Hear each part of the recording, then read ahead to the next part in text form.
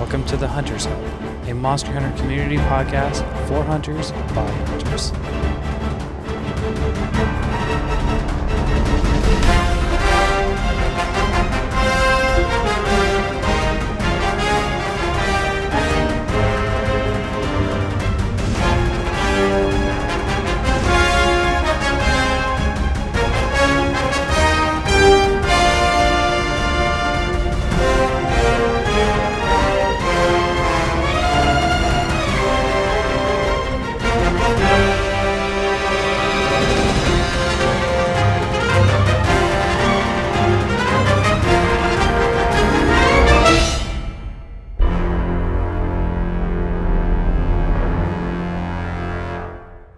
Welcome, hunters, to the Hunters Hub, episode 14.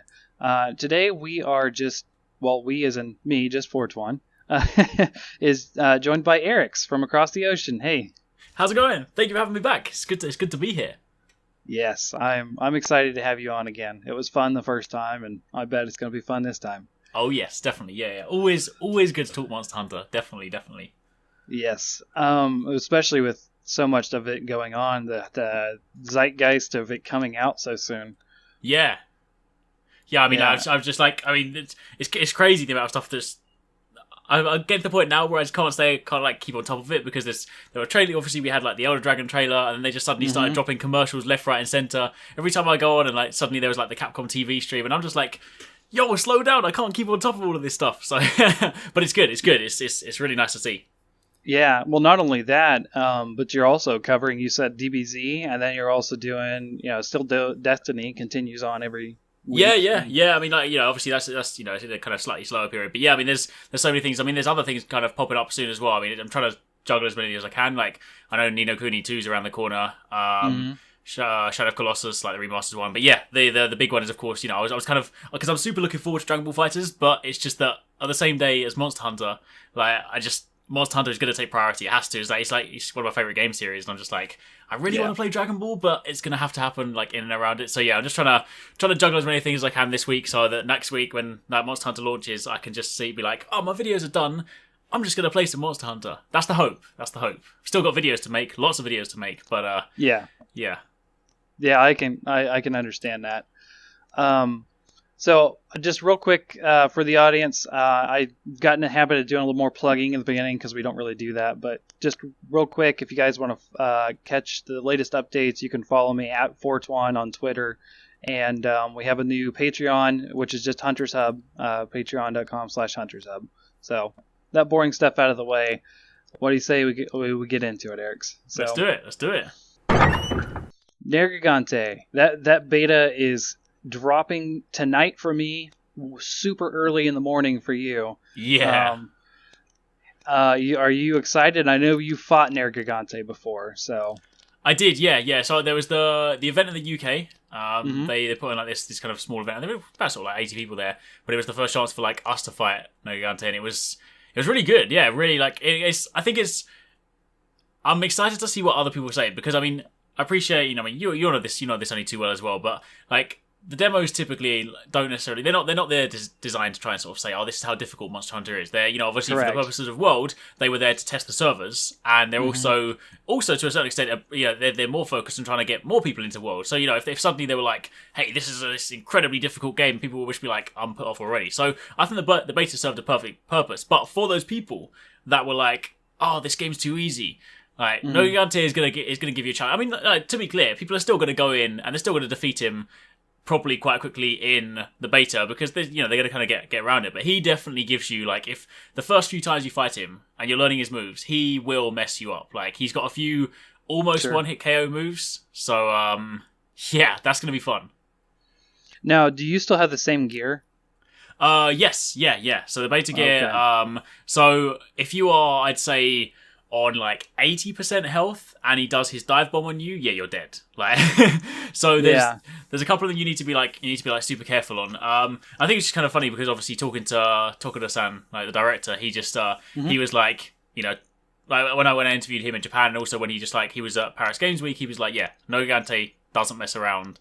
If you want a challenge, then he's gonna be a fun one. So that's I mean, because also the unfortunate thing was at the event that I was at, because there were so many people, I didn't get a chance to play too much. So, like the first time I jumped on, we were playing with some people that hadn't, they were kind of getting used to the game. So we probably shouldn't have put them into the Nergigante hunt. So we kind of lost our quest there. And then when I managed to assemble a team, we got him limping, and then at the last minute, just he wiped us out. So I haven't actually defeated him at the time of recording this podcast. I haven't actually defeated him at the event. So the beta is my chance to get my revenge on him.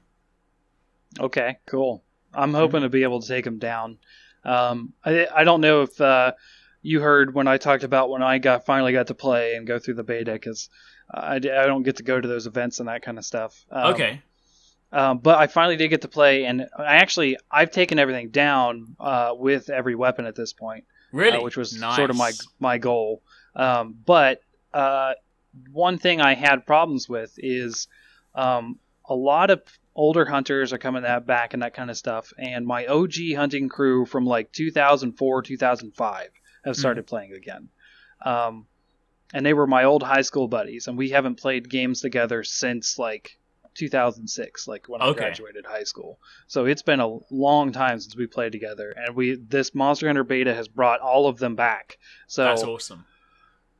Yeah, it is awesome, but the thing is, they're not as versed in Monster Hunter since Monster Hunter 1. Oh, wow. Okay, I can see where this is going. They're not as good as they used to be. They're kind of rusty and that kind of stuff. So we never could take down an Anjanath with just a 2-man. It never worked out. We got a full 4-man or anything. But when it was a 2-man, it was mostly me carrying the weight, and it wasn't that we were dying so much we would time out. Right. So I don't know if anyone's completed the multiplayer as a solo, but yeah, that was a little hard. So I'm almost afraid to take on Nergigante because I think we need a full 4-man team, and I'm not sure that that's going to happen. So I have to take him down solo, I think. Yeah, it'll be interesting to see. I mean, because obviously this one has a slightly shorter time limit. It has 15 minutes as well, and you've only got the 3 carts, so it's on the cart front, it's a more conventional quest. On the timer front, obviously, it's quite a short quest. Yes. Yeah. So that in itself is going to be. I think when we were playing at the event, we got him limping about 7 minutes in. But that was obviously with a 4-man team. So I reckon solo you'll be fine. You just need to. I think definitely the first. I mean, typical Monster Hunter stuff, right? Your first hunt is always like your learning hunt, because you just need to be like, because he's got some rather interesting move patterns, and there's a couple of them that he's got these sort of fake out moves where it looks like he's going to do one thing, and then he'll just sort of like jump and just change directions, or like when he goes to do his he'll jump up in the air. It'll look like he's about to slam down, and then suddenly he can just switch and just slam behind him instead. So he's got a couple of interesting ones there, definitely. A lot of the Elder Dragons like that have those sort of tricky moves. I remember Teostra, he's, at least in the older games, he's very tricky on like where he's going to jump. He does that jumping back and forth kind of thing. He's he's always like, you can kind of guess where he's going to jump, but you really have to wait till he jumps to dodge. A lot of these Elder Dragons are very difficult because, they give you less of a time to react, they're a little bit less predictable and that kind of stuff. So I am looking forward to fighting him. Hopefully I can take him down. But one thing I was going to mention is, since we've last talked, it's been, we've talked in October. Yes, I've actually switched my main weapon in Monster Hunter World. Yeah, so I'm going to be a longsword main now. Oh, longsword is incredible. It feels so good, right? When you get the, I always forget the name, but they're basically the counter slash. When you get that, it feels so good. Yeah, there's, I don't know if you saw it, but it's on my Twitter. I have a clip of me taking down an Anjanath with a counter. And it was so good. It was when he does that thing where he just digs into the ground and pushes forward with his wings. Yes. That big, like his biggest attack. I was like with him on a cliff, and I did the fade slash, and the sword was up in the air, and I immediately went into the counter, and he did that thing, and I sliced by him and took him down. It was a good shot. That's amazing. That's so awesome. But actually, the biggest reason why I switched is I actually miss how Generations does the charge blade. Okay, really? Yeah, and it's not that I don't like the counter into the 80 kind of stuff. It's that the guard points for me are harder to pull off because there's no longer a visual cue.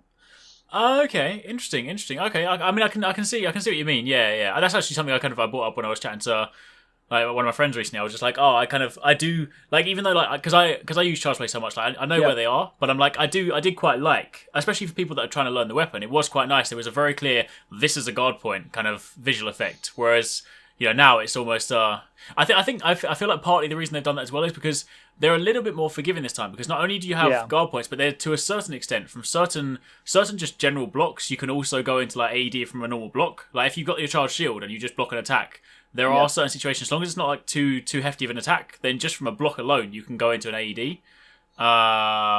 So I feel like that might possibly be why. But I know what you mean. Yeah, that was a really cool addition actually. Yeah, and I just, it threw me off enough that I couldn't do it anymore. And I actually, one of my worst, because I was timing myself across the various monsters to sort of get a, like, okay, I'm open to changing weapons. It's what I said to myself when I started playing the first beta. So, not that I don't like Charge Blade, it's just like, I've been a Charge Blade main since 4 Ultimate. And, sometimes you just want to switch it up. So, I was like, okay, Charge Blade. It took me 3-something minutes, or I can't remember. It was a decent enough time to take down Jagras. And then every subsequent weapon, aside from the Insect Glaive, was actually faster for me than Charge Blade. Because, the guard point stuff. It was just like, I'm trying to do guard points, and part of it was me learning it too, getting used to the new controls of the PlayStation and that kind of stuff. Because I don't know how many times I sprinted instead of blocked. My brain wants to be closer to the front of the stick because of the DS. It's yeah. I know what you mean though about the guard points. I mean, like I definitely found that. I feel like for me, all the times I'm using them so far, they still haven't quite sunk in as being like second nature like they used to be. Like for Ultimate, you get to the point of just doing it without thinking. Like almost just as much as you would press a guard button, you go into guard points. For a while, like. I'm using them a lot more frequently than I used to be to begin with. But like, for me, initially when I was first playing in like the beta, and even when I played like in Japan, a lot of the time I kept on trying to, I would have to like think about using them to use them, whereas like it wouldn't kind of come second nature. But I mean, I think it'll just start to fall into place. Like, the longer that I use the weapon. But it's funny you should say like talk about changing mains though. I mean, because like I think World is one of those games that it's just going to make me main every weapon anyway. I mean, I'll do that to begin with anyway, because I like to get proficient with all the weapons, because I obviously do weapon tutorials and stuff. So I like to try and make sure I know them all like really well. But I do still ultimately like gravitate towards one. But I think because now when I factor in the time that I played at Gamescom, the time that I played in Japan, the time that I played in the beta, I've used the Charge Blade so much to the point where I'm like, you know what, I love this weapon, but I feel like for when the game comes out, for it to feel fresh for me, I feel like I want to use a different weapon. So I think my second main is for sure going to be Hammer. Like Hammer just feels so good in World. Like I love the new power charge mechanic. And I mean, yeah, exactly. And there's like literally no better feeling than sliding down a hill and going to that cartwheel. That that move is amazing. I would counter and say the dual blade one feels better. I made fun of it because it looks like you're falling downstairs down the monster's back, but it's still so cool. It is very. That's true. That is very. Yeah, that is very cool too. Yeah. True. Not to discount the hammer though. It is amazing feeling. So just a little backstory. I used to be a hammer main. So from Freedom. So I played every game in the series extensively. So from Freedom 2 until. So up through 3 Ultimate, I was a hammer main. And really? So yeah, I'm a very versed hammer bro. So I was glad to see the hammer got something new. The reason why I switched from hammer in 4 Ultimate is I was one of the, okay, I'm open to new weapons. I want to try something new. I've been doing this for like 10 years. Maybe 8 or 7 at that point. But it's something I know in and out. It's not that it's boring or anything, but it doesn't have a lot of different options. So the thing about the hammer is the simplicity of it. And I was like, I want to get something more complex. I want to challenge my button input when fighting monsters a little bit. And that's why I gravitated towards the Charge Blade. Yeah. After failing miserably at trying to be a Sword and Shield main. Fair enough. Yeah.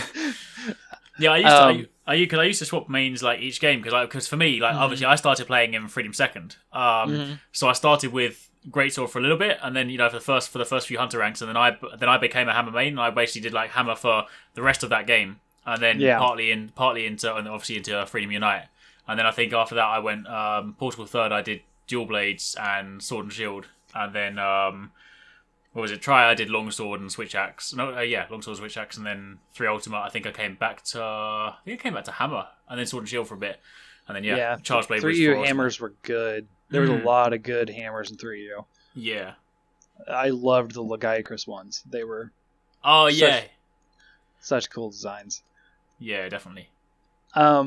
So back to Nergigante. I want to say that I think that the spike growing mechanic, now that we've seen it pretty well before, they just explained it to us in the first reveal of them. Well, at least for us. I don't know about you. I don't know if you saw him beforehand or anything like that. But the spike growing mechanic, that kind of looked like it was going to be very annoying to begin with. Yeah. But it sounds like more so... it's not as much as annoying as it's sort of like teaching you have to focus this part a little bit, or if it's already blackened, you just have to avoid that part till he breaks it again. Yeah, exactly. Yeah, I think that's probably going to be how a lot of people fight him, because obviously when you get that kind of the efficiencies that really want to sort of like speedrun it, then they're going to be focusing on certain parts. But I think a lot of people when they're starting to learn him, especially if you're playing cautiously, then I think a lot of the time you just get to the point where you're like, all right, because the spikes are only ever wings, head, tail, and front legs or front arm, should I say? So basically, if he gets to the point where he's all in black, then you just hit him in the back legs, you hit him in the kind of middle part of his tail, or you can kind of just stand underneath him and hit him in the stomach. So it's kind of it's one of those things that when I first heard about it as well, having because the first time I fought him was at the beta event, so up until then I'd seen it and I was like, oh, this sounds like a really kind of interesting thing, but in actual fact, in practice, it's it definitely does force you to reposition, but it's not anywhere near as kind of debilitating as I thought, because it's like it doesn't get to the point where he suddenly becomes this impenetrable fortress. It's just like, actually there's just a few. I guess the main thing it does is it does protect kind of some of the weaker points for him. So if you are forced to like the back legs or the middle tail, you're not really hitting in the most efficient places. That's true. So, yeah. It kind of reminds me of Apex Monsters. Yeah, exactly, yeah. Yeah, those were always annoying, so at least, you can get past it without having to use a random weird item to get... True. I hated that. I mean, that's also partly why, it makes me love Charge Blade so much as well, because, of course, when you charge the blade, you have Natural Mind's Eye, so I'm just sitting there like, lol, this is funny. No problem. Yeah. The Spirit Slash for me will be the same, the Spirit combo. Exactly, yeah. So I wanted to say, I don't know if you got a chance to see it yet, because it just released today for me. It would be today for you still, but they did the sort of announcing of Nergigante in the beta on their official YouTube channel for Monster Hunter. And they were showing off the London event in the background. Oh, yes.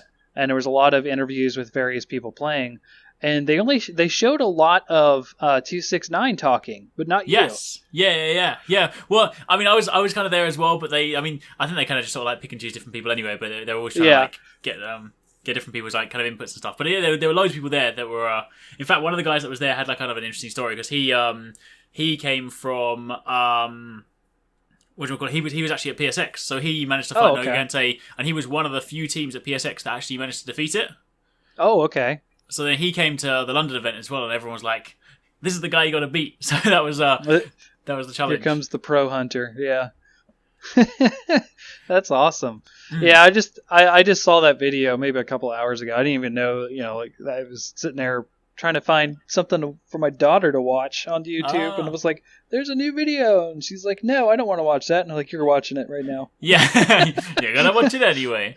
It was actually really interesting, chatting to the guy who did it though. He spoke about it's one of those things where you obviously when the beta leaves, you think about these different things you want to try, but you forget about them, you never get the chance. But he the team that he did when he was at PSX, he was an Insect Glaive user. There was a Dual Blade user, a Charge Blade user, and I mean, this will work for like Lance as well, but like there was a gun lance user on the team, and they basically did like what I'm calling it like aggro lancing. So like a really cool really cool idea, because basically they put on Challenger Mantle, and because Lance and gun lance have the strongest shields, you can actually like block an attack and it won't cancel your Challenger Mantle. Whereas if you use a sword and shield, like, you know, because the shield's weaker, you'll still lose your mantle. You'll so effectively, get knocked back. so effectively, what they did for Nergigante to kind of like to try and do it in a relatively quick time was the gun lance user sat there with a Challenger Mantle on, blocking every single attack. And Nergigante, of course, focused on the gun lance user because he's got Challenger Mantle on. So that means that the rest of the people a lot of the time weren't really being attacked. So they were just free to do the damage on him. Wow. And then like the insect glaive user, he was just free to go around picking up all the jellies and stuff, and I call them jellies, and the other guys are there doing damage. And provided he didn't mess up his blocks at any point, then the Challenger Mantle remains active until it naturally runs out of time. So that's actually like a really like something that I definitely want to test this in this beta, because like, you know, it just seems like that's kind of, if you think about it in like an MMO term, that's basically, you know, you being a tank and you're just drawing all the aggro, be like, come and get me. And that could be, you know, if you get like really proficient with that could become like a really, really powerful strategy, because, you know, you find anything that's like massively aggressive and you just like, just force it to come towards you, and then you kind of like just leave it open for your team. So yeah, it's a very new strategy for Monster Hunter. There's never really been a sort of a role. It's always been hit and don't get hit, you know, work as a team and don't hit each other. There's never really been any sort of role assignment. Exactly. Sometimes people call Hunter Horn and Sword and Shield support, but I always preface this by saying they are totally fine solo weapons, people. Exactly. Don't try to pigeonhole other hunters into being certain roles. That's not what this game is about. No, it's true. Very, very true. Very true. Yeah. So I wanted to say this before I forget. My daughter actually wanted me to say hi to you for her. So hi. She was like, "Say hi, Arrekz. Say hi to Arrekz." And she's 3, so she just basically watches the videos with me sometimes. And that's she awesome. She likes you and Game Grumps, although we don't let her watch Game Grumps all the way because they cuss. Of course. She likes their intro. That's true. Their intro's cool. Well, say hi from me. Okay, I will. So moving on from Nergigante, just the beta in general, are you kind of, or, you know, the beta is so close to launch. Like, did this surprise you that we're actually getting this beta? Because I was floored. Yeah, I mean, I honestly thought, all right, a second beta typically makes sense because, you know, a lot of the time if they're testing things like servers, you know, they did the first one, which was like PlayStation Plus, second one was not PlayStation Plus, obviously it means they can throw more people in. I was like, I honestly thought after that they'd probably have all the data they needed. And it was over Christmas weekend. It was so weird. Yeah. I mean, the timing was very weird for that kind of stuff. I think if anything, like I thought to myself, if we were going to get another beta, I was honestly expecting. I know, obviously, like PlayStation 4 seems like the lead platform for this, but I was honestly expecting them to kind of just like last minute be like, oh, by the way, Xbox, you can play for a couple of days or something. Would have been kind of nice. But I mean, the fact they did a beta literally like the week before. I mean, by the time the beta closes, it'll be Monday. It's gonna be like 4 days before the game comes out. That did really surprise me. I mean, I guess maybe it's one of those things where they're just like, oh, you know, the build's there. I'll just give people something like a means to tide them over until the game comes out. But yeah, I didn't. I honestly didn't expect that. I was like, I didn't even account for it. I was going to be away that weekend as well, and I was like, I better change my plans now. Yeah, I was going to say, you probably had a bunch of stuff to sort of catch up on other games before you dive into Monster Hunter, and then like this comes out and you're like, well, crap, I gotta... Exactly that. I was literally like, I literally had like, I was like, oh, this weekend I can use it to like loads of different things, be great, and then it's like, okay, let's just shuffle everything around now, change my working week. But it's good though. Yeah, I mean, I think it's, it's going to be nice just to have a chance to, like, any chance to play more Monster Hunter is always good, but I do feel like I definitely want to find Nergigante. There's a few more things that I want to do in this beta that I didn't get a chance to do before, but I feel like I'll probably play it. I probably won't play it quite as much as I played the first one, just because like it is so close to launch, and like I've played this content so much, because of course this is also like basically a variation of what was like at Gamescom and various different things like packs and stuff. So like I don't want to just like do this content over and over again to the point where I'm just like, ugh, you know. So I think I'll do my Nergigante, mess around with some cool stuff, probably do some more speed runs, because that was kind of what we enjoyed doing last time, and then be like, you know what? Yeah, I'm just going to wait. Yeah, I probably expected just to have probably see you guys just do Nergigante because Jagras even to me has been boring at this point. I mostly fight Baroth so I can go fight Diablos, my favorite monster. Fair. I was never able to take down Merthalis or Diablos by myself though. I did take down Juritatis, but it's me getting used to the controls and that kind of stuff. And I will admit I am not the best hunter in the world. I'm just super experienced and knowledgeable. That doesn't mean I'm good. Hey, as long as you're enjoying it, that's the main thing though, right? Yeah.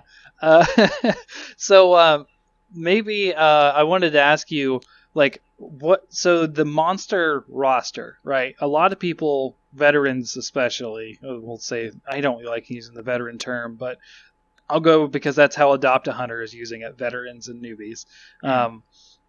By the way, real quick aside, are you part of the Adopt-A-Hunter thing, or are you just sort of I haven't. I mean, I've seen it crop up. I honestly haven't had a chance to. I've been like so busy. I haven't had a chance to like properly look into it yet. I mean, I've seen it like in passing and stuff. So I need to. It's a really cool effort, and I'm kind of plugging another thing here, but like I'm just participating. I'm not in any way officially involved with them, but I think it's a really cool thing to sort of bring in newcomers. The thing is, it's like a 3-to-1 ratio of experienced players to newcomers right now. Yeah. Mostly because I don't think a lot of those newcomers really are in the same channels that would know about Adopt-A-Hunter. So exactly. I'm kind of glad they got to go to PAX South and that kind of thing, and they actually got to talk to Capcom, and they've restructured a bit recently. So yeah, I think if anyone's sorry, go ahead. No, I was saying I think it's also one of those things where like an initiative like that will probably see a lot more interest like a week or so into launch because like I think if you think about it, a lot of people that are like, oh, this game looks interesting, I'm probably going to check it out. But because they haven't played it yet or they haven't got the full game, they're not invested like we are. So like, you know, like me, you know, we'll sit on like the subreddit every single day. We'll look for news every day. We'll just look at everything every day. I think those people, until they've played Monster Hunter and until, you know, when they play it and it clicks and they're like, I like this, then they'll be like, all right, let me go online and start looking at things. And I think that's when they'll discover this. They'll be like, oh, here's a chance for me to get better kind of thing. So I feel like that initiative will probably take flight a lot, you know, a couple of weeks into launch, once people have started like finding their feet. And also, you know, inevitably it happens in like every Monster Hunter game, right? People will, you know, they start the game, it's quite manageable to begin with, and then they'll probably hit their own wall. You know, whatever it ends up being, whether it ends up being like a Baroth or an Anjanath or something, they'll hit their wall, and that's the point where they'll be like, all right, how do I go and get some help? And then this will probably be where it starts to like flourish and blossom and stuff. So I think it's a brilliant. I mean, you know, it's one of those things that, I mean, I've said it time and time again, and it's also kind of what I try to do in my videos. You know, I try to produce my videos in a way that it makes sure I always kind of starts them in a way where it's like, if you've never played before, then you can understand this video, but if you're a veteran, there's also going to be value for you here as well. So I try and kind of cater to both audiences in that vein, because ultimately, if we all want a series that we love to grow, I want more people to play that series, which is always why, you know, like when like in throughout, you know, following from like when it was announced at E3 and then, you know, all the way up until launch, when there have been kind of people like unsure about certain things or some of these quality of life changes, and then people are like, oh, is that making it too easy? It's like, you know, it's really not. I'm always happy for both sides, because ultimately, any of the things that people are unsure of, it's just like, these are things that you don't even have to use. But like, if it means that more people are going to get into Monster Hunter and like it, it's a great thing. Yeah, I was personally very vocal about the sort of EKG meter for the lock-on. I was very against that. But when I actually got to play in the demo, I realized it's not really that overt. You don't really see it that much, so I just ignored it. And yeah, I mean, I honestly don't even look at it at all. I mean, I forget it's there half the time. Yeah, I don't know. I felt like it was cheapening the whole looking at monster behavior and animations kind of thing that we've been doing since Game 1. Yeah. Even though it wasn't as fleshed out in Game 1. And now we have tired, which, you know, the new monsters didn't used to tire. It used to be on and off on rage mode. Yeah. Which is kind of why it's easy for me to tell when Diablos is almost dead, because Diablos, he just gets angry when he's almost dead. He doesn't get tired as much. So at least that's the way he was in the previous game. I don't know if Monster Hunter World, he acts the exact same that way, because I think I only got him the limp once. So okay, he was kicking my butt because I was not that great. But what I was going to say before I got into the whole Adopt-A-Hunter thing is a lot of veterans have been sort of concerned about the monster list. Okay. So even from the leaked list, we're talking like about 30 large monsters, right? Mhm. And we're coming off of things like Monster Hunter Generations and Monster Hunter 4 Ultimate. We're talking like those are 70, 60 plus monsters each, large monsters. And so there's been a lot of concern about like, is there going to be enough content and that kind of stuff? And I keep trying to remind people that, hey, people played thousands of hours in Monster Hunter Tri, and it had 18 large monsters. Yeah. It had already less than this. But I wanted to ask your opinion.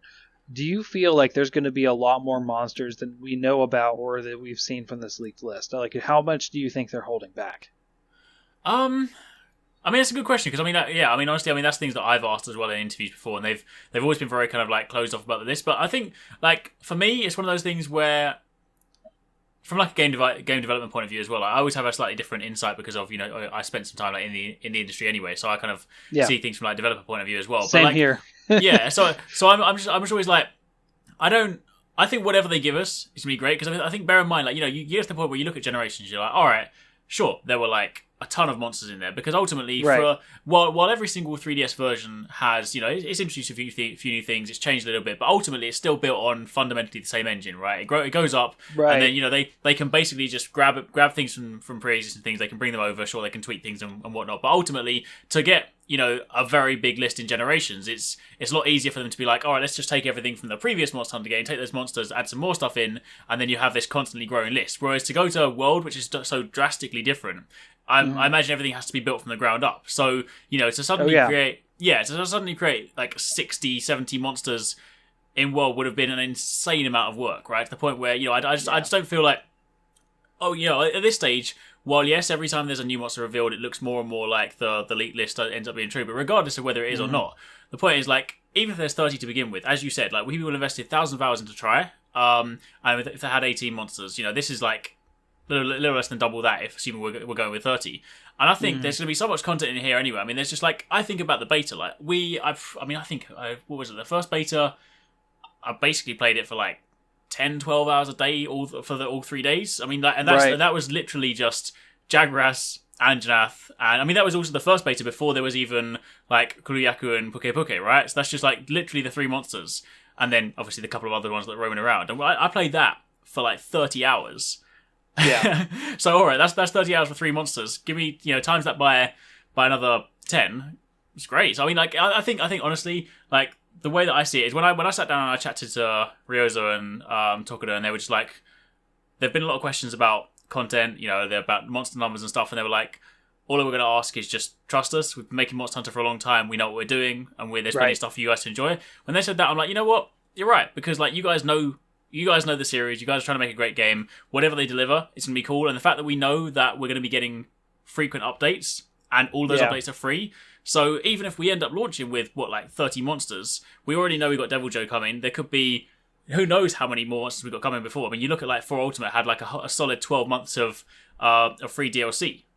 Assuming we get that for World, that roster could very easily just bolster, in a short space of time. So honestly, I'm not worried. I think to myself, there's so much new content here and so much stuff to enjoy that I'm just gonna. And also, the other cool thing as well is a lot of the things they've been showing off have still been new monsters. So yes, if it's one of those things where, all right, there are only 30, but a lot of them are newer monsters, sure, there's some favourites that I do wish would come back. It'd be like, I would love to see T-Rex, I would love to see Arrekz, I would love to see Zenoga. But like, if most of the monsters we've seen are new, then that in itself is more valuable content, right? I think if they brought back 30 monsters, 25 of which are old monsters, it would have felt a little bit like, oh, what's actually new kind of thing. But since we've seen so many new monsters, I'm like, you know what, this is exciting as it is. Yeah, I personally, I haven't been too worried. I would like the more the better for me, right? Yeah, of course, I mean, I think that in general, the more the better. But you mentioned you're on the game development side. You've been in that world before, or at least around it. Me as a programmer, for my profession, I understand how these things can go horribly wrong and awry and take time, and making an application that does taxes, it's just numbers, is not an easy thing. Now put AI on a monster and make it somewhat believable and make this awesome game out of it. That's like 7,000 times more complicated when I do for a living. Yeah. And and that takes me 10 hours a day. Like it's amazing. You know, the developers have learned to kind of do this kind of stuff. I'd be afraid to go into game development at this point. That's kind of why I became a programmer, is I wanted to go into game development. But then, you know, you have a family and that kind of stuff, and you can't really just rush off to California when you live in Ohio. Fair.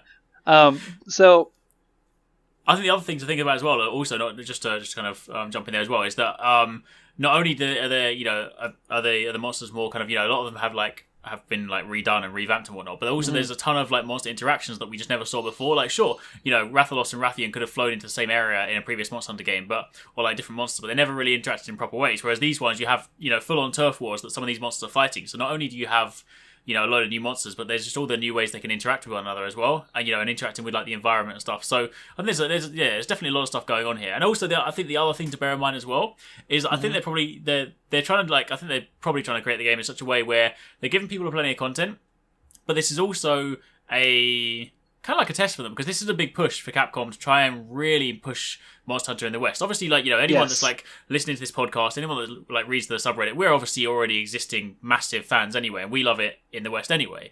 But it has still been for quite a while a relatively niche series, right? So, and this is their big push. So it is still ultimately a gamble for them, right? I mean, there is still a chance that the game could come out, and despite their best efforts, people might still be like, you know what? I still don't get Monster Hunter. It still doesn't appeal to me, and it could still remain a moderately niche game, right? That is still I hope it doesn't happen, but it is still a possibility. So if they were to then, again, from a development point of view, be like, all right, let's make this the biggest Monster Hunter we've ever made with like 100 monsters, like insane amounts of content, and then the game comes out and it's not the hit in the West they were hoping for. I mean, that's a big hit for them, right? Yeah, that's a huge financial dunk. Yeah. Exactly. Whereas if they play it, you know, if they play it safe, because I mean, think about it as well. Like in this sense, let's just say they play it safe, and, you know, devil's advocate. Let's say it launches. It's got the 30 monsters. People love it, and then everyone in the West like, holy crap! How have I never heard about Monster Hunter before? This is insane. It's amazing. I love this. I want more of this. You know, suddenly they could be like, all right, well, here's your year's free updates. We're going to drop Devil Joe. We're going to drop X different monsters. We might, you know, they could even be like, oh, we're going to add like another 10 monsters, right? That suddenly bolsters, and when you factor in every new monster's got a new armor set, got new weapons and stuff, there's more stuff for you to do. And then again, you know, by judging by the interviews they've been talking about, it sounds like we're just launching with low and high rank.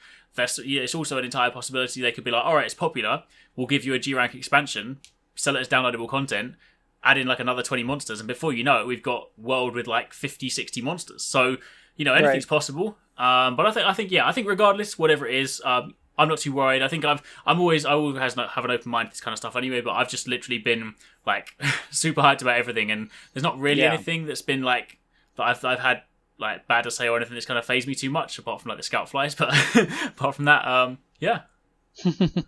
Yeah, I actually kind of like the scout flies. It's like, aside from when they get confused, that annoys me. That's the thing. I don't mind. Yeah, I don't mind their existence. They just never work for me. Like even though I'll pin them, and they'll just like they'll lead me somewhere. And they'll be like, oh no, we've changed our mind. Please go this way. It's like, come on, really? Yeah, sometimes they decide to go for, like, let's say Barioth's Mud. Baroth's Mud, not Barioth. That's a different monster. Baroth's Mud instead of Baroth. And I learned in the game to sort of like, okay, I kind of already know where Baroth is going to be, so I'm just going to ignore the scout flies right now, and they'll catch up. Yeah. So one thing I wanted to sort of mention is, you know, back on like the amount of monsters and, you know, all the development stuff that we were talking about, is that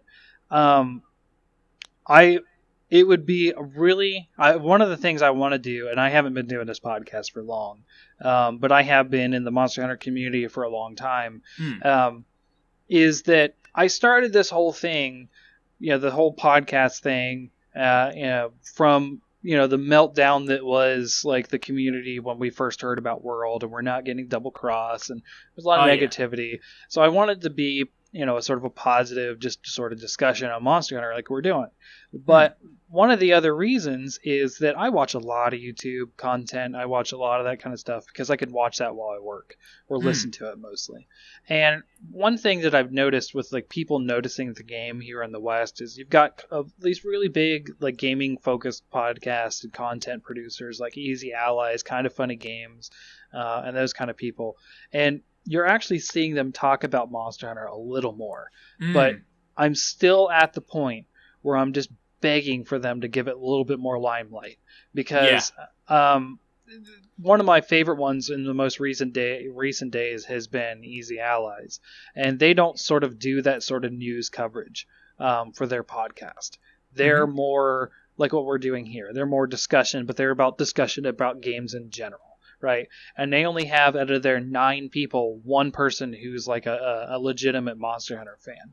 Right. So it doesn't come up that often because he's also a Dragon Ball Z fan. He's also, most people are not fans of one game. I've mentioned before, I'm huge into D&D. I'm not just a mod on the Monster Hunter sub. I'm also a mod on D&D Behind the Screen. I write giant monster ecologies. I'm not just into Monster Hunter. Nice. The other thing, like I'm into Diablo. I like that kind of stuff. Everyone has like different games that they go across. But the thing is, like these content producers, they sort of gloss over Monster Hunter, and I want to see the point where that flips. I think if Monster Hunter is a success, I think we're going to see that flip, because I saw that happen with Destiny, right? Yeah. Destiny was sort of just written off with Kind of Funny Games, and specifically this happened. Greg, as some people may know, is sort of like the figurehead of Kind of Funny. There's a lot of them, and they're all important people for sure. But Greg is the guy a lot of people gravitate to. When he started playing Destiny 2, people were like, "Oh, they're talking about Destiny 2 a lot." And Andrea Renee, who's on there too, is, she's big into Destiny. So, Destiny, it was like every podcast they mentioned Destiny in some sort of fashion. I'm really hoping that happens at least with some podcasts for Monster Hunter. Yeah. And the problem that I have, and I'm sure the Carve has, and all of us Monster Hunter focused people, is that we're not going to reach that sort of broad audience. The people are going to find us if they're interested. You know what I mean? Which is awesome. But like we're not in the larger YouTube space or that kind of thing. Now you do have some overlap with Destiny and some other content you do, which is great that you're so into Monster Hunter. I really I know you're into it because you're into it, but I really like that you're into it because people do look at you for other stuff, and it does help spread the word. So I'm just so I'm happy that we're probably going to be seeing a good number boon in the community. I really hope that it is that turning point that they're hoping it is. I really hope so too. And I think the other thing that's super powerful as well is just the fact that it's like, I love playing Monster Hunter on a portable console. I love being able to take it on the train with me. But at the same time, I think being on these consoles, on a console where at the press of a button, you can be live on Twitch. Like, even if you're not a quote unquote Twitch streamer, you can at the press of a button just stream to Twitch. And I think that Precisely. in itself, like, suddenly we're going to have a directory full. I mean, you're talking about like big podcasts and stuff, like, name dropping, things like that. I mean, but other things I'm excited for. I mean, like, for example, a couple of very, very big Twitch streamers, Gathalion and Professor Broman, they are huge Monster Hunter fans. They've been playing for years, but they just never really played. They never streamed the handheld ones because, of course, it's quite hard to stream 3DS games. I mean, obviously, unless you want to go to Katsukity and get it like imported and wait for 6 months. So they're incredibly exciting. I mean, Gathalion is both of those are a huge force on Twitch, and they've got huge audiences and they play lots of different games. So that in itself, like, he's been talking about it all week in his streams because he's just counting down the days. So when he live streams, he's gonna have his, like, if he's streaming to like some 8,000-10,000 people concurrent, and they're just like, what is Monster Hunter? And suddenly he's like, well, let me show you. I mean, that's a huge audience of people that are suddenly going to be like, this game looks awesome. So that I'm super excited for. Yeah, so I mean, there's definitely that. And also just like from content creation, I mean, I've already seen a few people kind of do like some new channels and stuff doing some stuff in the beta, which is really encouraging to see. I've seen I can't remember the name off the top of my head, but there's a guy who's been dropping some like early weapon sort of tutorial kind of things on the subreddit, and like they've been some great tutorials. It's a channel that I hadn't. I mean, he's obviously been around for a while, but I mean, it's a channel that I hadn't heard of before. But he's obviously dipping his toes into Monster Hunter and making some new content, and like that's great to see. Like I want to see like a lot more people making content. Whether it be guides or tutorials or just in general like let's plays and just like fun. I mean, that's another thing as well. That's quite exciting. There's a lot of like let's play YouTube channels out there. And now that Monster Hunter World's got a story, I mean, I don't know how good the story's going to be, but it's still got a story and it's got like cutscenes and stuff. So that means that those kind of channels could play through, even if they're not necessarily going to play, like they might be the channel that will play it for like just the 60 hours to complete the campaign, and then they might put the game down. And I mean, that's fine, because there will be people that will do that, right? But even so, if they have like a series playthrough and they're like, oh, you can watch the Monster Hunter story playthrough. I mean, that's gonna be more content for people to kind of dip their toes into, right? So right, and I think that's quite important, because there are different people that experience it in different ways. I'm hoping that most people that pick it up will understand that Monster Hunter is more than just playing through the story. It's going to be about like the bigger end game of grinding for gear. But there will still the fact that, from the sounds of it, World will allow you to at least play through and just experience a story. And if you do just want to play it as like a 60-hour game and then put it down, then people will still get an experience out of it, right? So yeah. But no, I'm incredibly excited. More content, more podcasts, more streams. It's going to be I just really hope. And I think the other important thing to do. I mean, I've stressed it in a couple of live streams. I know they've kind of spoken about it. The community manager Socks has said it in a couple of chants when he's in stream as well. I think one of the most important things is that we are like welcoming as well, because I mean there are I mean they are few and far between, but there are some elitists out there, and I've seen some comments on YouTube channels. I've seen some different things, and people that are just very much like this is my game. I don't want it to change. I don't want I don't like new people and things like that. It's like that attitude kind of definitely needs to change if we want the game to succeed. If we want it to grow, like we need to be welcoming. There'll be a lot of people coming in. There'll be a lot of people joining online lobbies, joining your quests who might not have played the games before. And it's going to be incredibly important that we are supportive of those people, because the more people that, the more that we give them a warm welcome and explain what Monster Hunter is and they play, the better it is. I mean, that's what I try to do. Again, that's what I'm trying to do through my tutorials. I'm trying to make sure that if there's anything people are confused about, I will have a means of saying, this is what you need to do, this is what you need to understand. Because, ultimately, the more that we bring people in, the bigger the community gets and the more the game is a success, right? So... Yes, yeah, I can completely agree. That is something that this is going to get a little behind the scenes for the sub, but that is something that myself and the other mods really stress is being welcoming. Yes. So we try our hardest to not alienate new users to the sub and that kind of thing. I think sometimes we're not the greatest at it. It's hard to distinguish when people are just like self-promoting their videos and they're not really participating in the community. That's where we tend to, please participate, be part of the community. Don't just drop your video and say bye. You don't have to worry about that. You and Gaijin are both on the sub from time to time. We know that. Don't worry about it. I try and post as much as I can, definitely. Yeah. So it's been sort of a weird place for, to be a Monster Hunter fan, because, things are changing, and I think for the better, for sure, but change is scary, and a lot of people got scared. So there's some people who are generally just elitists out there, and, honestly, I would say just ignore them. This is a game that you can play the way you want to play. That's the fact that any weapon can be a solo weapon. You can solo the game with anything if if you have the drive to learn how to do it and that kind of stuff.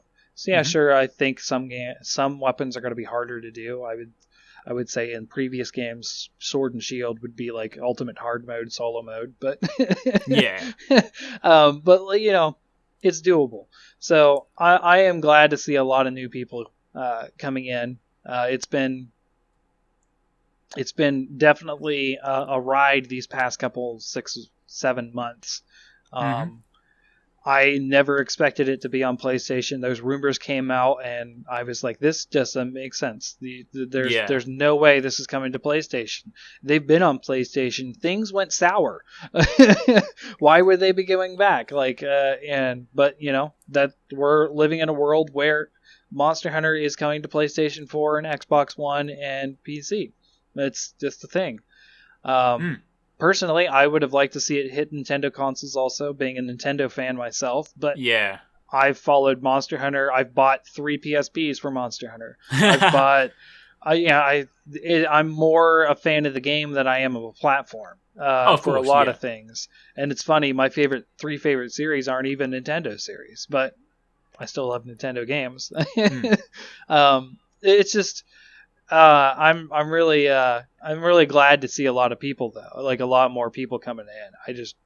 Oh yeah, it's so good to see. It's just and I mean just also I mean that as you were saying before, like I've spoken to because I go to like a lot of like events when I come to like capture gameplay and stuff, and I speak to game journalists, I speak to other YouTubers and stuff, and there's a lot of people that had never played the series before, and or they've been like, oh, I've heard of Monster Hunter before, never really had a chance to get into it either because I don't really play those kind of I don't play like on handheld or I haven't for whatever reason, and there have been a lot of people that are just like, I'm really excited about this. I mean, I was chatting to the Outside Xbox guys, for example, and Mike from that specifically, he's really looking forward to playing Monster Hunter. I mean, and just so many people. It's just, I mean, I was even chatting to Ali A, obviously, massive YouTuber, and he's seen some videos, and he had a chance to play at Gamescom, and he's like, I'm looking forward to checking it out. I mean, you never know like quite how much he'll have the time to play it because obviously everyone's busy and stuff. But the fact that there's just a lot more people that there's obviously they've seen it and they're just like, I'm excited. It's just it's so good to see.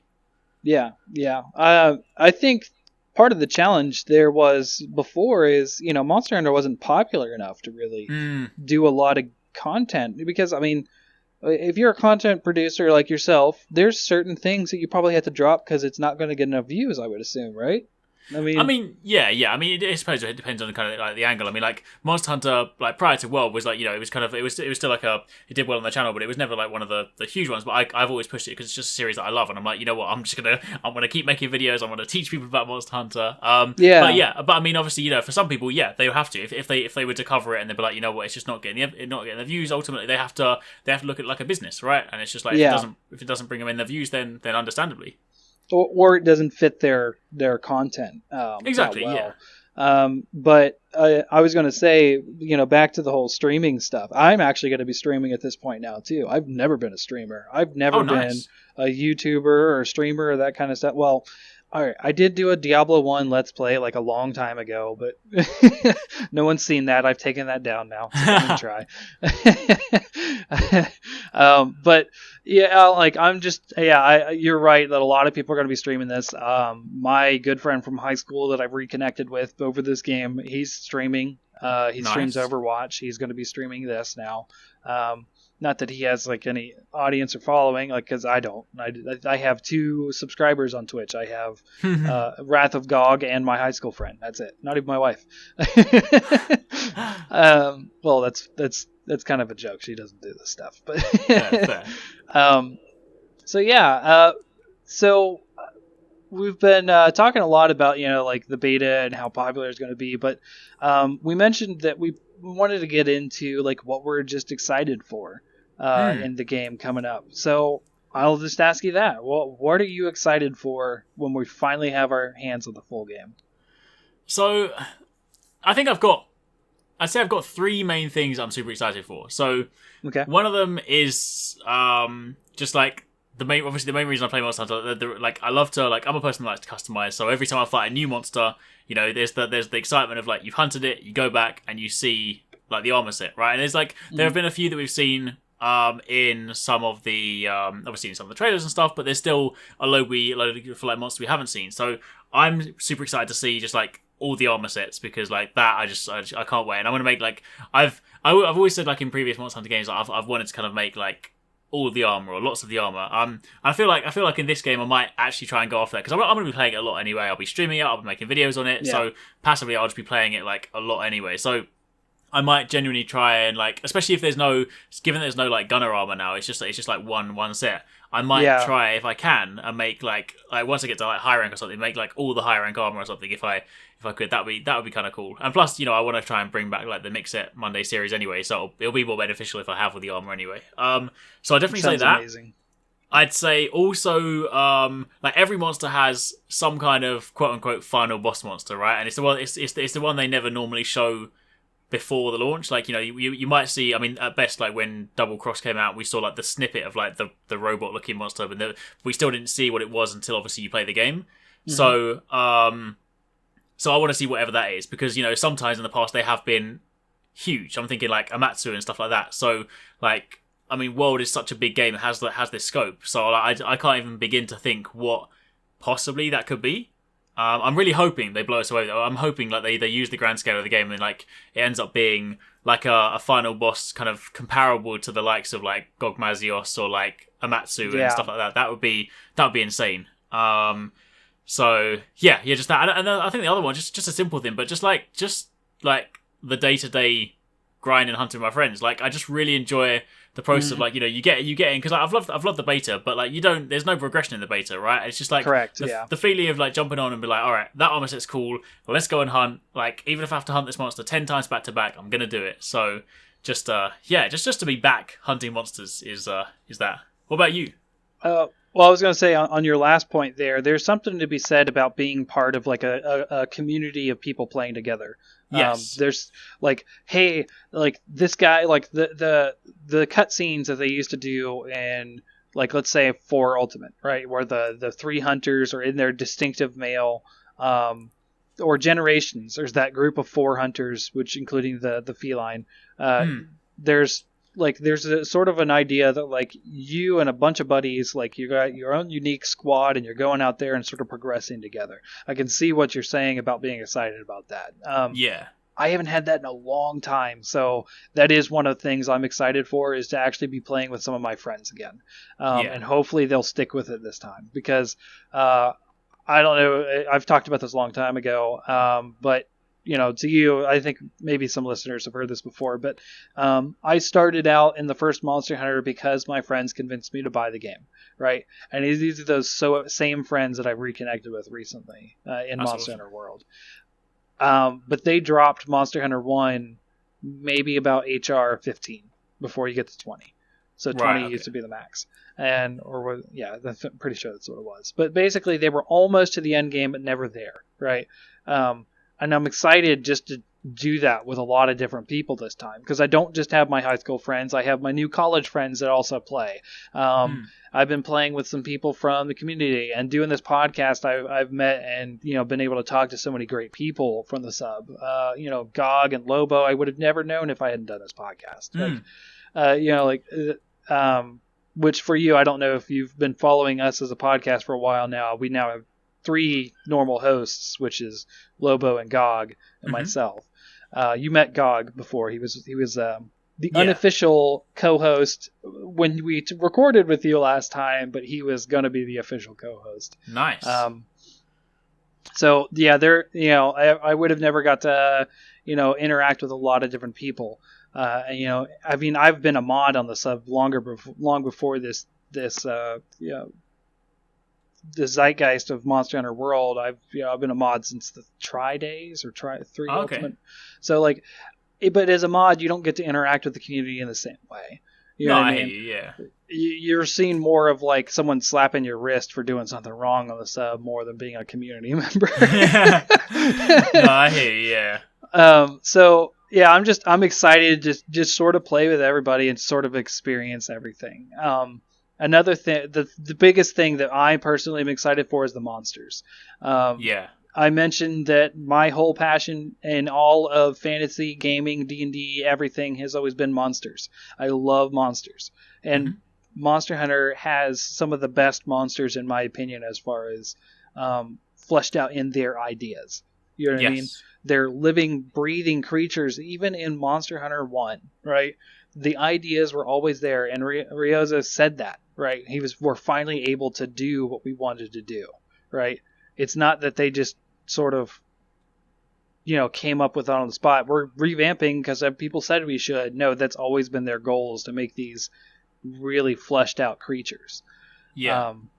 So I'm excited to see that happen. I'm excited to see that vision. And if I ever get to meet him, I'm going to thank him up and down. He's given me the best game series that I have ever played. Like, as far as like heroes in my world, he's one of them. Like, yeah.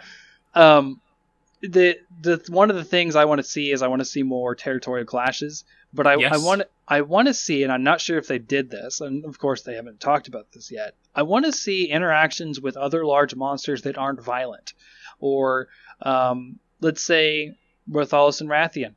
I want to see if possibly they, not them actually mating, but like, you know, sort of like a, hey, I'm interested in you kind of thing, like them dancing at each other, that kind of stuff, like, you know, like real creatures might do, or, you know, they just fight because they're, you know, hey, I got another mate. Get out of here. You're encroaching on our. Like, yeah, that's true. So I want to see maybe like some more interactions that just aren't, you know, like, hey, get out of my territory. Which, I mean, yeah, most of the time you see animals fighting because of territory and that kind of stuff. Large predatory animals that we're looking at. Or territorial in Diablos' case. A lot of people tend to mistake Diablos for this giant man-eating wyvern, and no, he's a cactivore. He eats cactus. And it's part of the reason why he's my favorite. He's so different. Yeah, that's true. A lot of the other things, but yeah, that's what I am personally just most excited for, is just to see how they were able to bring, you know, the monsters more to life than before. Because that's what I do with my writing, is I create ecologies for monsters. This is pseudo related. I actually wrote an ecology on flying wyverns. Oh, really? Yeah. So it's based on the Monster Hunter flying wyverns, but it's more geared towards the D&D spectrum of things. Okay. So basically, sort of explaining how a wyvern's daily life would become, you know, like would be, and where they came from and how they came to be in the context of Monster Hunter. And all of the wyverns I talk about are, I call them the Wraths, and then the burrowing desert wyvern. And, you know, like I was being, you know, not saying their names, but, you know, talking about them. Because I just like doing that in my writing, making references and stuff. But nice. I got a lot of flack though for comparing them to dinosaurs, but that was just my own headcanon. The wyverns evolved from dinosaurs. But hey, you know, kind of makes sense to me considering brute wyverns. Then you get into flying wyverns. But yeah, anyways. So yeah, that's the biggest thing that I'm excited for. So to sort of like wrap this up, because we, you know, it's sort of informal and that kind of stuff. It's just how we do it now. We don't have if you remember before, we had like an agenda and topics per. Yeah, I think you remember doing that, right? We had like a list we were looking at. I've stopped doing that. That doesn't help a lot. Okay, fair. It's just open discussion. We're just doing, you know, what I it feels more organic that way. Yeah. So one thing I wanted to end off with is just a story of two of just like. I call it like the around the hunter's campfire. Like, what are some of your favorite Monster Hunter moments? I think one of my actually like it came back up on Twitter the other day. Like someone like tweeted the GIF that kind of started the whole Charge Blade movement for me. Yeah. So I mean, I say that. I mean, I was using Charge Blade before, but there's like before when he's playing for Ultimate, before Socks was community manager, like, because I've known him since we used to work together at Microsoft, and like we used to play Monster Hunter together, and we had like our team which we used to call like the Naptime Ninjas, because basically we used to like put the monsters to sleep, and then use the Schoenberg Scythe Charge Blade, and we would like get four of us, and we would synchronize the ultras so that they would hit the monster at the same time. But that all started because there was like we didn't invent that. That started because there was a GIF. It was on the subreddit. I can't remember who it was, but there were Japanese players, four of them, and they were fighting Kirin. Kirin was asleep. They all put bombs down. They all synchronized. I remember this GIF. Yeah, it was so good. And they do the synchronized ultra all with the Schoenberg Scythe, and it's like it's so perfect. So then when that happened, like I sent it to Socks. I was like, we need to start doing this. So at first it was just me and him that got the scythe, and we used the in-game ping to synchronize it. It would be like ping, ping, ping, and then we go, because obviously, you know, if we're speaking on chat, there's like a latency kind of thing. Yeah. And then a couple of the other guys that we were playing with, we got them into Charge Blade as well, and they started doing the same thing. So that's where we kind of adopted the name like Naptime Ninjas, because basically we were just like we just put the monster to sleep and then just do that, and it just became the thing that we did, and it was just like it was so good. That was that's definitely one of my fondest moments of like a Monster Hunter time. That's really cool. Have you ever my moment. Have you ever? It takes a little preface. Have you ever seen the Mad videos? Yes. Oh, I love them. I love them. Yeah. Yeah. So one of the things I would dare say that inspired the Mad videos is the old Monster Hunter 1 promotional material showed. Rathalos used to do the thing where he would circle the map. Everyone hated it because you couldn't fight him. He just flew off, but he didn't fly to another area. He just circled around the area. You couldn't even shoot him. He's literally a mile in the sky. And then he would bank, and he would come down, and he would sort of like strafe the ground and land. Okay. So that move has been erased a long time ago. I think they still had it in Freedom Unite, and I think that's the last we saw of it. He used to just bank and just sort of fly across the ground. But this is before you could charge a greatsword. So you just had an overhead chop, a side chop, and an uppercut. That's it. Okay. One of the promotional materials showed a hunter knocking Rathalos out of a sky during that swoop when he's strafing the ground. And it's like one of the original like PR trailers for the game or something. And I always wanted to do that. So even further back in Monster Hunter 1, I was a heavy bow gunner for the first 1,500 hours. And the second 1,000 hours I played was Greatsword. Because I lost my 1,500 hour save. Yeah, it was devastating, but I was a 14, 15-year-old kid, so whatever, just jump back into it. I actually pulled that move off. So he's strafing the ground, and he comes in, and I just timed it perfectly. And I always got carded because I always tried to do it, because I was just so obsessed with doing it. And I finally pulled it off one time, and I was like, showing off the game to my girlfriend, now wife at the time. I was just so proud of myself. She'd never seen it. And I was like, watch this. And I was all cocky and stuff. And I was like, wham, hit him in the head, and he just drops. And I was like, oh, and I dropped the controller and lost all the time to get free hits. But hey, I still did it. That's amazing. That is amazing. And of course, it wasn't like I bet those Mad videos are somewhat staged. Of course, they're cut. Like really, they're cut together. It's not like it's all doing it in one hunt. But like, I think they're still amazing. Yeah. I mean, in some of them, like there were a couple of them where they actually have like outtakes at the end to kind of give you an idea of like the amount of failed attempts. Like the monster will come towards them, they'll mess-time the flinch and stuff. And yeah, but I mean those videos. I mean, in fact, actually, kind of going back to what you were saying earlier, what else are you looking forward to in World? The other thing is seeing Mad videos come out from World because like they're going to look so crazy. There's some good stuff out there already. Just like people doing things like I would say that I was pretty proud of my counter kill I talked about earlier. But another one I've seen is a lot of people. There was someone, I was on the sub. They continuously kept knocking Anjanath out of the air. And it was like, it was trying to do that jump from the sort of beach area of the. And it was trying to jump up that vine wall that you can sort of find him in the beginning. So he's trying to go up into the trees. And someone just kept knocking him down every time he was trying to jump up because I guess he was super weak. I think it was a gunner or something.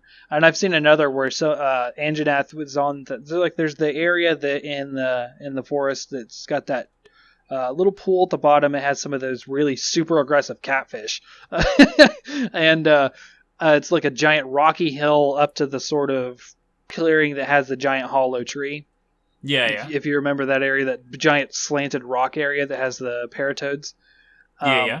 Someone, this was also on the sub, and Anjanath jumped in the air to pounce on the hunter, and they did the mortar shot, I think, and it knocked him out of the air in midair, and he just dropped straight. Amazing. It was like so good. There's some out there already, but no official Mad videos yet, but that's going to be great. Yeah, definitely. 100%.